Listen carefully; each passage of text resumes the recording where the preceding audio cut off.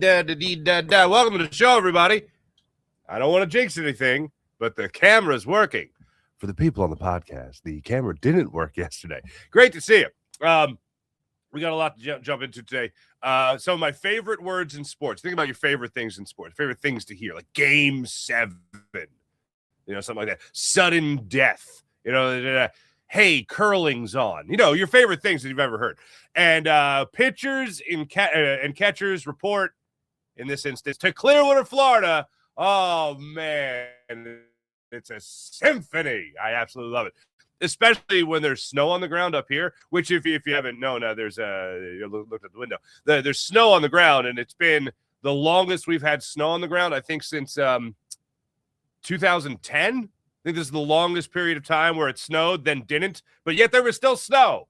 So that's what we got going on. But when I see the snow outside, I just think, there's a pop of the mitt in Clearwater, Florida. And chef's kiss. What's not a chef's kiss is this Phillies offseason. Dave Dombrowski addressed the media yesterday. Rob Thompson addressed the media yesterday as well. And look, I root for Otto Kemp. I hope Otto Kemp has a phenomenal season. I hope he's great. But when I hear Tom Thompson talk, what I hear is I was playing for the tie. And then I also hear more recently, when asked about running it back, shortly after being asked about losing out on Bo Bichette, and I hear, okay, we don't have a player we were going to pay $200 million to. We don't have an all-star. We don't have a hit leader. We don't have that. But hear me out. Wait for it. Ready? Otto Kemp. Thoughts? Like, that doesn't move the needle. That's not putting season tickets, through the roof or making people think that this could be a different year with the Phillies or anything like that. No. With what they have right now, I think most people expect the Phillies to, at best, do what they have done over the last 2 years, which is have an early playoff exit. They have gone up in wins every year and gone down, or in the last 2 years, maintained their playoff exit of first round. Deuces, we're out of here. Dave Dombrowski was asked yesterday about the idea of running it back, or as he put it, playing it back. And I will give him credit. He emphasized the people that I'm emphasizing and have emphasized ever since really they lost out on Bo Bichette, which is the young guys. This year is all about youth.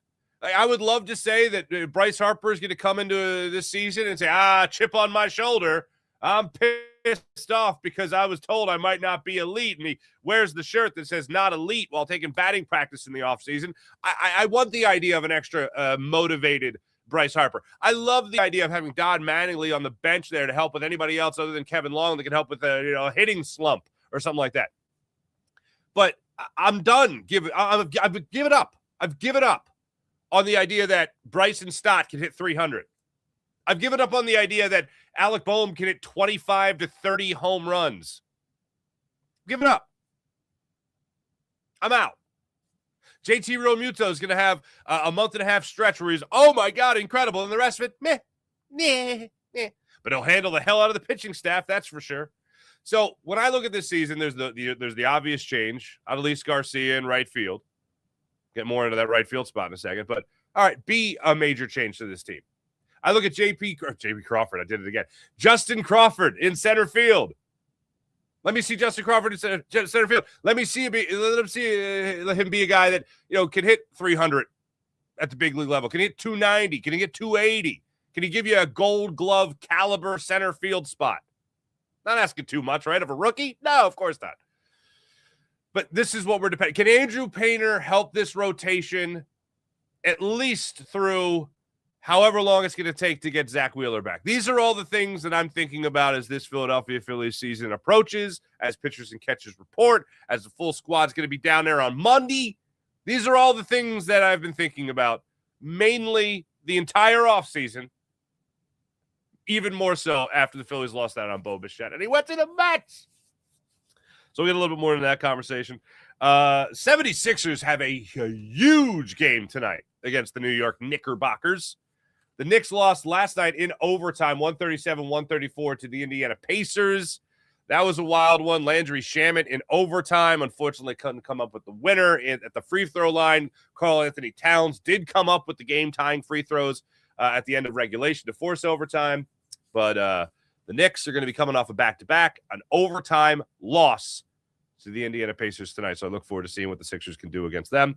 And we'll get a little bit more into the Philadelphia Eagles. Unfortunately, more technical difficulties to starting the show, trying to get everything ready. I did a 3-hour Zoom table read meeting yesterday for Greatest Sports Legends.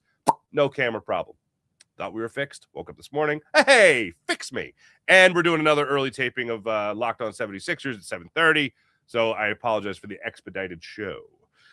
Let's get into Dave Dombrowski. Started off right there. First, this is Dave Dombrowski yesterday when he was asked about the phrase running it back, or as he called it, playing it back. Sound courtesy, by the way, my man Jeff Skversky putting this stuff out there. So shout out to Jeff. Players this year that we're very excited to mix in. We're very excited about having a Justin Crawford and Andrew Painter and Aiden Miller and Otto Kemp join the organization. We have made some changes itself, particularly when you look at last year at the end of the season. Last couple months, we brought in Duran. We signed Keller, who we like. Alvarado, who's playing it back, but will be with us all season long. We signed Garcia to play right.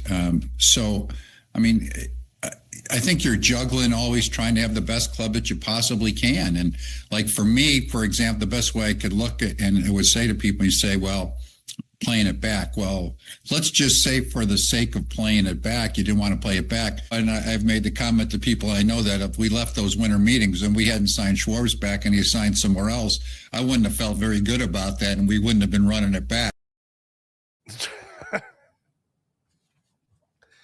I agree with that last part. But when people ask me, how are the Phillies going to do this year? As of right now, more of the same. I look at the Phillies, I look at the Sixers as very similar, with the exception that Phillies have played for a championship. They've made it out of their conference, or in their case, league. But there's been a whole lot of over-promising and a hell of a lot more under-delivering with these two teams. And what they've basically told you is the regular season is for pure entertainment. What did I say throughout the Sixers season? What have I said really the last couple of years? Unfortunately, a year ago, it did not work at all with the horrible slop that we saw in last year, but with the Sixers. But enjoy the ride. The regular season, basketball, baseball in this city is simply for entertainment. That's all it is. Enjoy the ride. Because the only thing that I'm looking at teams like the Dodgers, for instance, like they weren't barn burners throughout the entire season by any means. They just get to the dance, they get to the tournament, and then they hit a switch. Boy, oh boy, do they hit a switch. Phillies, for me, I don't care. Finish second in the NL East. Let the Mets have the NL East. I don't care. It's all about what happens in the postseason. The 162 games prove to me that you can, make the playoffs. That's it. That's all I ask. Give me some good signs from Justin Crawford. Give me some good signs from Andrew Painter. Yeah, Adolis Garcia, let's party, man. Let's see what you got. But other than that, wins and losses, as long as you make the playoffs, that's all I care about. I'm going to enjoy the ride. I'm going to enjoy the 162. I hope everybody's healthy at the end of 162. Unlike Trey Turner barely being healthy going into the postseason, give me confidence that you guys can actually win a playoff series, get to a World Series, and win it. But I'm really not going to have confidence that they can win a World Series until I see them in a World Series. That's all. Not too much to ask. I don't feel like that's too much to ask. And a lot of this, yes, is going to have to do with the young players on this team. Most notably, Crawford and Painter. Other than that, John Duran being back here, all right, yeah, let's go. Having a closer you can have some confidence in, even though he had some shaky moments last year, no doubt. Rather have him coming in. Jose Alvarado, Jose Alvarado became like the most valuable bullpen piece you could imagine while he was suspended. All right. And unfortunately, he ain't that good. Like, I really like him. And compared to the rest of the Phillies bullpen, he was good. So as the suspension went on and we were watching more of Jordan Romano come into games, yeah, Jose Alvarado got more and more valuable as far as we were concerned. But I still need another uptick from him. Still need just the production, the availability, obviously, but the production as well from Jose Alvarado. These are all things that you didn't really have a whole lot of last year that you'd like to see this year. Joe Anderon included in that. So that's what I'm looking at for this Phillies season. The other thing is, and I've talked about this many times, good Lord, Dave Dombrowski, okay? This guy, prior to the last couple of years, I thought surefire, Hall of Famer, executive, going to go into Cooperstown one time like Pat Gillick, you know? And then just recently, not so much. Not so much. With the demise of the Phillies over the last couple of years here, the steady step down, the handling of a Taiwan Walker, for instance, no bueno, man. No bueno. And then this whole Nick Castellanos fiasco has reared its ugly head. Nick Castellanos said, like, first off, remember, he gets benched in Miami because he didn't like, and I actually agreed with him in this, he didn't like getting benched for Max Kepler. And then later, Nick Castellanos' spot ended up coming back up in the lineup. And it was just, it was a whole thing, okay? But he admits later in the year that he and Rob Thompson weren't buddies. Okay. Then at the end of the year press and then, you know, Nick Castellanos has to do the platooning thing, doesn't like that. His batting average sinks, and he's not the, you know, pencil him in for at least a league average of like 275 or something like that. So things really hit the fan, unfortunately. And then during the end of the year press conference, Dave Dombrowski, when asked about a player under contract, he says, we'll see. Hey, Nick Castellanos in his contract and, you know, coming back next year, blah, blah, blah. We'll see. We'll see. We'll see. Let me tell you guys something. I'm a terrible poker player. I really don't even play poker, so I don't even know what's fair to say. I'm terrible at it because I don't even really play it, but I have played. And I'm just constantly, like, I'll get asked to play in like a tournament or something like that, a charity event or something. And I'm just the guy that buys a shot or something, a drink for everybody at the table, just so I'm like, hey guys, this is a preemptive apology for how many times I'm going to ask. So what do I have to bet now? That kind of thing. Are queens better than aces? What is this? I don't even know. I do know that. But anyway, I'd love to play poker with Dave Dombrowski because I feel like I would just know the cards. Because I feel like he would even take it a step further than my dumbass would, which would be like, is this good? Are these cards good? And they'd be like, damn it, fold. Or, yes, they're great. And then take all his money. You don't show your cards like that. And then yesterday, when addressing the media, he went into the same diatribe of like, I don't think he's going to report, basically, but he's basically telling you he's not going to be on the opening day roster. Who would trade for this guy? Who would give you anything for this guy if you're just shouting from the rooftops that you're trying to get rid of him? I usually like to call BS on people when it comes to gamesmanship, but I'd like a little sprinkling, a little smattering of gamesmanship here, Dave Dombrowski. By the way, to take it back to Justin Crawford, if I could get an ounce of this in the upcoming season, I'd be pretty damn excited. 334 last year in AAA Lehigh Valley. 411 on base percentage. He hit 334. He had a 411 on base percentage. Slugged at 452. Meh. 7 home runs in 112 games. Scoozy. So that's what you got going on right there for Justin Crawford coming up at the major league level. And we all hope that he takes it and he runs with it. Make me not miss Harrison Bader. Make me not miss Harrison Bader. That is pastels, his mullet, and fiery energy. Make me not miss that. That's what I would charge Justin Crawford with. I spoke about the Philadelphia Eagles' new offensive line coach, Chris Cooper, yesterday, but just real quick on that because God knows what you guys got out of the technical issues I was having yesterday. But 2 things jump to mind with that. Number one is you realize you got to be better than Jeff Stoutland. That seems like it's tough. Like the Eagles, the Eagles went from Juan Castillo, who has was like he crawled or he walked so Jeff Stoutland could run in terms of idolizing offensive line coaches. They had Howard Mudd, who Jason Kelce really liked, but also said that Jeff Stoutland was the most impactful person on the turnaround of his career. So it's not unheard of to have one good offensive coordinator and then all of a sudden you have another, offensive line coach, and then all of a sudden have another one. But you're talking about a guy that cranked out 27 Pro Bowl appearances on his offensive line in 13 years here in Philadelphia. You're talking about the only offensive line coach Lane Johnson has known. And yes, although I have been more on the side that Lane Johnson's going to retire, it is great to see him back in the bro barn doing all the crazy lifting and all that. But you look at the numbers there for the Minnesota Vikings, their run game in particular hasn't been great. They've had piecemeal offensive lines as well. I think last year they had 25 different variations of their offensive line throughout the season. So that is asking a lot of an offensive line coach to have everybody ready.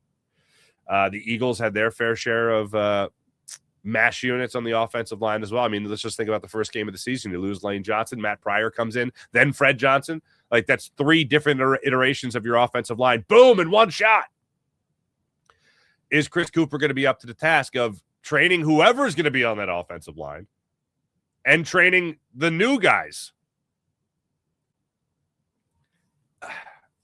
It seems like a rather tall order. And the main thing on all of it is that you have to sell me on the idea, sell all of Philadelphia on the idea that somehow, Jeff Stoutland can make it through Chip Kelly, make it through Doug Peterson, win a Super Bowl, by the way. That's fun. And then go to 2 other Super Bowls with Nick Sirianni and win another one. But yet somehow, through Chip, through Sirianni, through Peterson, through Sirianni, he can't make it through Sean Mannion?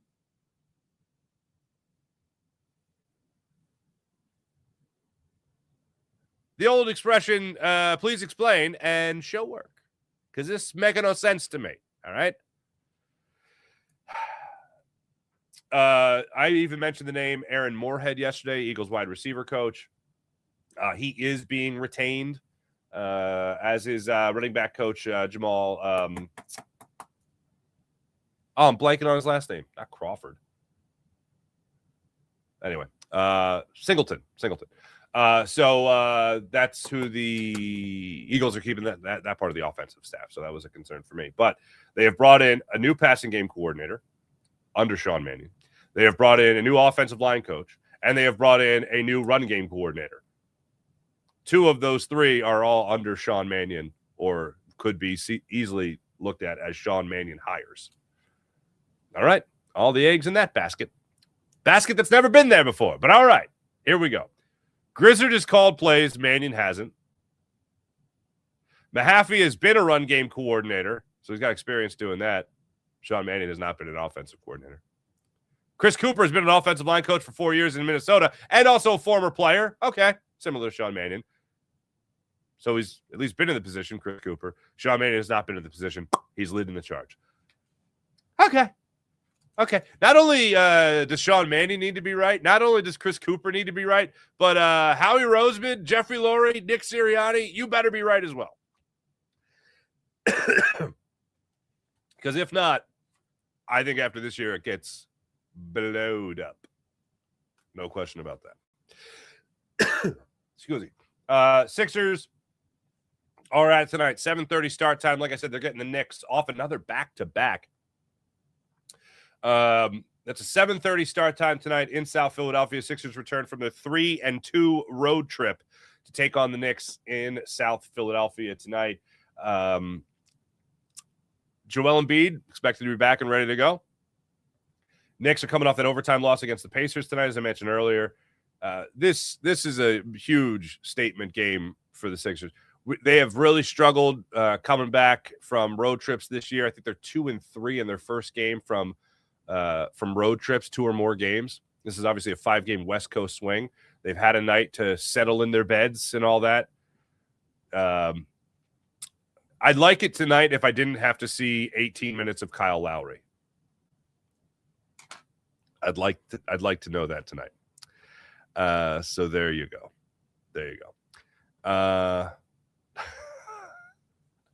Hey, let me tell you about PHL Sports Nation, Philadelphia Sports Nation, enhancing your Philadelphia sports fan experience across all social media and blogs. That's phlsportsnation.com. Let's get into the chat check and see how you wonderful people are doing on this fine morning. Sean Gillespie, hello. Leave me alone, hello. Rye. Oh, Fangio land above freezing. Supposed to be like 42 today in the Philadelphia area. So hopefully some of the snow melts. Sean Gillespie above freezing. It's like spring. It's balmy out. Hello. Hello, CM Punk. Hello, cousin. What's going on? April. What's going on? So excited for baseball, as am I. KC, it'll be Groundhog Day for the Phils. The owner just want to make money, not winning. I mean, they spend. I got to say that. They spend. For me, this is more about players producing. Bryce Harper has to produce. Alec Boehm has to produce. Bryson Stott has to produce. Trey Turner has to produce. Brandon Marsh, didn't even mention him earlier. He's got to produce. But really, I think it's going to come down to the young guys injecting some new blood into this lineup. Sir Sketchable, what's popping? Going in the mid-40s today. Yeah, absolutely. Farzy and Mankini in no time. Hey, whatever gets the clicks. Right. Brian, Adelise Farzia? Okay.